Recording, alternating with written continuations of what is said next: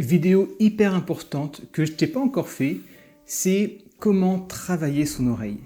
C'est super important parce qu'il va avoir plein d'impacts. Le premier, ça va être que tu vas pouvoir jouer des partitions beaucoup plus facilement parce que si tu as travaillé ton oreille, tu vas pouvoir anticiper en fait les accords. Tu vas pouvoir te dire, ok, maintenant cet accord, il y a ça qu'il faut que je fasse, ou tu vas pouvoir le visualiser avant de le jouer. Ce qui va te permettre en fait de ne pas te reposer uniquement sur la mémoire ou sur le fait de lire la partition, mais tu vas pouvoir aussi te reposer sur ton oreille. Donc tu vas avoir à la fois la partition que tu vas suivre en partie et ton oreille qui va aussi t'aider en partie. Donc les deux en fait vont s'allier pour que tu puisses apprendre et jouer une partition au mieux. Un deuxième atout, c'est forcément quand tu improvises, grâce au fait d'avoir travaillé son oreille, tu vas pouvoir restituer les sonorités que tu entends. Et ça va te permettre comme ça de ne plus jouer de façon un peu aléatoire, mais de dire ok, maintenant je vais avoir ça comme sonorité, ça comme émotion, et je sais comment la retranscrire en improvisation. Et bien sûr, si tu entends une musique à la radio, sur YouTube ou autre, tu vas pouvoir identifier les accords et te dire ok, là il y a un accord septième, là il y a un accord sus 2, et tu vas pouvoir ensuite le retranscrire au piano, et même sans avoir de partition, sans voir les accords, déjà en trouver une bonne partie. Et au final, l'oreille pour un pianiste, c'est comme par exemple le vin. Plus tu vas goûter de saveurs différentes, plus tu vas pouvoir automatiquement détecter quelle saveur il y a dans tel vin. Ça peut être aussi par rapport à l'odorat, quelqu'un qui va travailler dans une parfumerie, il va savoir rapidement, de façon automatique, dire que dans tel parfum, il est plutôt boisé, tel parfum, il y a tel ingrédient, tel parfum, il y a telle chose. Et en musique, à terme, il faut faire pareil, il faut qu'on entende des accords, des notes, et qu'on puisse dire il y a tel accord, il y a telle note, il y a telle chose dedans, il faut qu'on puisse, à l'oreille, décrypter ce qu'on entend et pouvoir en retranscrire une bonne partie. Donc c'est parti pour travailler ton oreille en 1 minute par jour, véridique, mais pour ça, il faut s'entraîner de la bonne manière, il faut savoir exactement ce qu'il faut faire.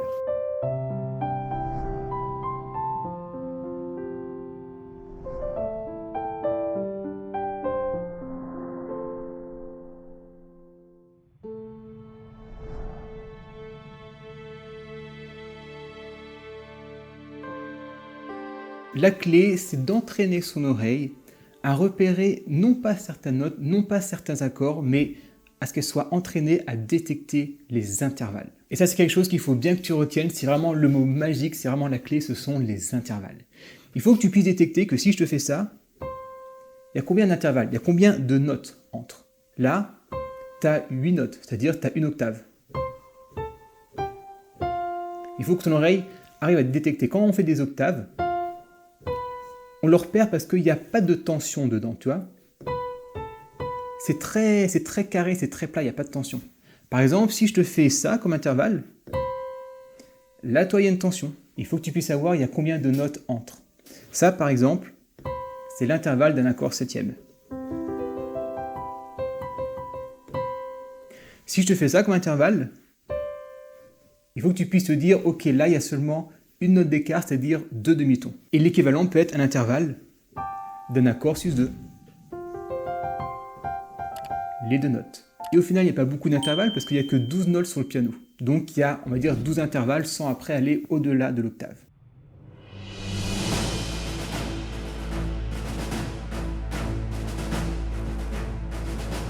Une fois que tu as bien compris à quel point l'intervalle c'est hyper important, tu peux t'entraîner de plusieurs manières tous les jours. Et petite parenthèse, tu peux peut-être te demander, oui mais pourquoi c'est pas les notes qu'on va repérer au piano? Par exemple, repérer que ça c'est un mi, ça c'est un sol, ça c'est un si. Pourquoi on fait pas comme ça?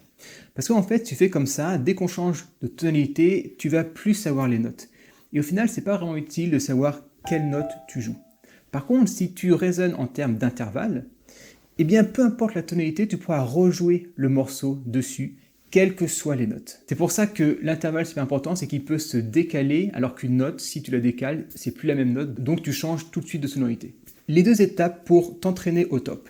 La première, ça va être que dès que tu commences le piano, pendant 1 minute, tu vas simplement écouter les intervalles. Tu vas prendre par exemple toujours un Do comme référence et tu vas jouer par exemple 4 demi-tons, ce qui équivaut à une tierce majeure. Et tu vas la jouer et tu vas surtout fermer les yeux et essayer de la mémoriser, ok?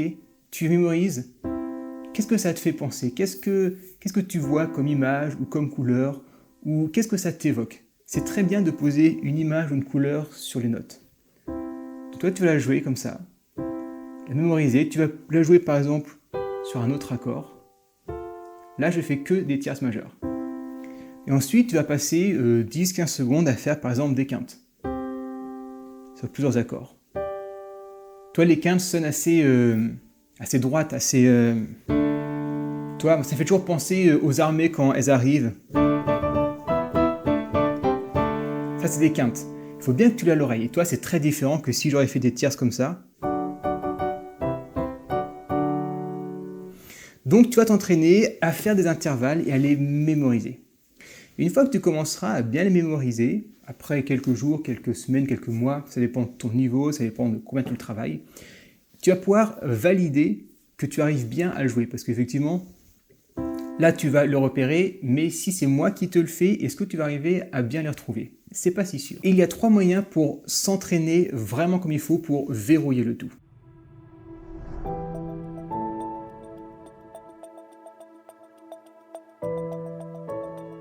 Le premier moyen, c'est le moins optimal, mais c'est celui que tu peux faire en toutes circonstances. C'est simplement, tu vas fermer les yeux, tu vas jouer au hasard des notes sur le clavier, tu vas te dire, ok, c'est ça comme intervalle, et ensuite tu vas regarder et voir si c'est bien ce genre d'intervalle. C'est un exercice qui est très utile, et comme ça, tu pourras voir si à terme, tu peux retrouver tout comme il faut. Et je t'ai dit qu'il n'était pas le plus optimal, parce que forcément, quand tu vas jouer, avec l'écartement de tes doigts, si tu les écartes comme ça, tu vas te douter que tu ne vas pas jouer de notes côte à côte. Donc tu vas quand même pouvoir, avec le toucher, un peu savoir que tu es entre, par exemple, 5 et 6 intervalles. Donc si tu fais ça, bah, tu vas savoir que tu es 2 ou 3 demi-tons, par exemple, parce que tu vas sentir que tu joues très proche.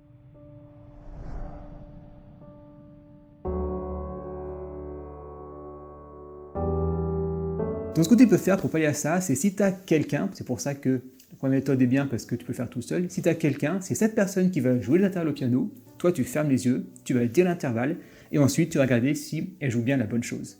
Et comme ce n'est pas toi qui vas jouer, tu ne vas pas pouvoir t'aider de ton toucher pour essayer de trouver les bons intervalles.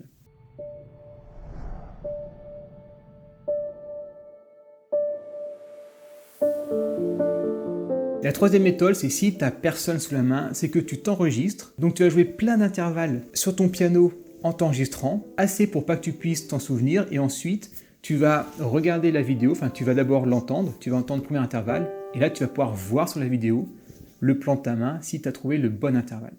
Comme ça, tu es sûr qu'il n'y aura aucune aide et ça sera 100% à l'oreille que tu trouveras les intervalles. Et comme ça, tu pourras beaucoup plus facilement retrouver les musiques sans partition et tu pourras également improviser de façon beaucoup plus intentionnelle, que ce ne soit pas aléatoire, mais que tu vas te dire « Ok, là je veux provoquer telle chose, je veux une tension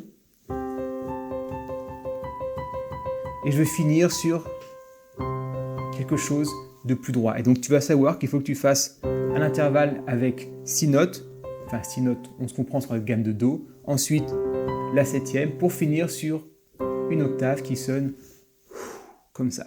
Et tes impros, elles vont être beaucoup moins aléatoires et beaucoup plus réfléchies. Je te laisse travailler ça 1 minute par jour, c'est vraiment pas grand chose, et tu verras qu'après 1 mois, tu auras fait d'énormes progrès.